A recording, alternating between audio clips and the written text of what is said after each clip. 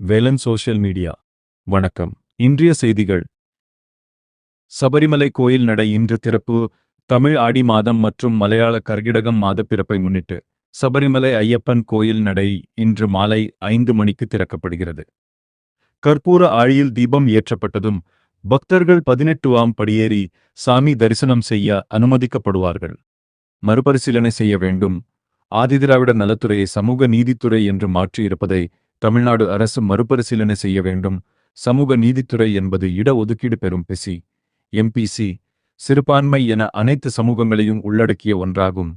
விசிக தலைவர் திருமாவளவன். ஊழல் புகாரில் சிக்கினால் அமைச்சர்களை பதவியில் இருந்து நீக்கவும் தயங்க மாட்டேன். யாராக இருந்தாலும் தவறு செய்தால் நிச்சயம் நடவடிக்கை எடுக்கப்படும் என்று அமைச்சரவைக் கூட்டத்தில் முதல்வர் விஜய் கண்டிப்புடன் அறிவுறுத்தியுள்ளார். அமைச்சர்கள் தங்களது துறை தொடர்பாகவும் மாவட்டங்களில் பொறுப்பு அமைச்சர்களும் ஆய்வுகளை மேற்கொள்ளலாம். அதே நேரம் பள்ளிகள், மருத்துவமனைகள் உள்ளிட்ட பொது இடங்களில் அமைச்சர்கள் தேவையற்ற ஆய்வுகளை மேற்கொள்ளக்கூடாது.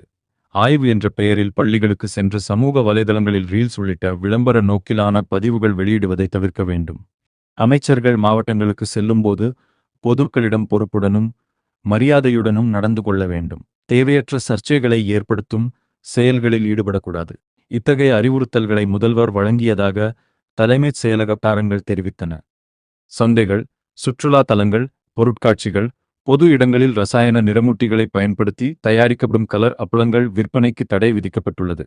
தமிழகத்தில் பல்வேறு சுற்றுலா தலங்கள், பொருட்காட்சிகளில் குழந்தைகளை கவரும் வகையில் விதவிதமான வண்ணங்களில் விற்கப்படும் கலர் அப்பளங்களில் தடை செய்யப்பட்ட ரசாயன நிறமூட்டிகள் பயன்படுத்தப்படுவதாக தொடர்ச்சியாக புகார்கள் எழுந்தன.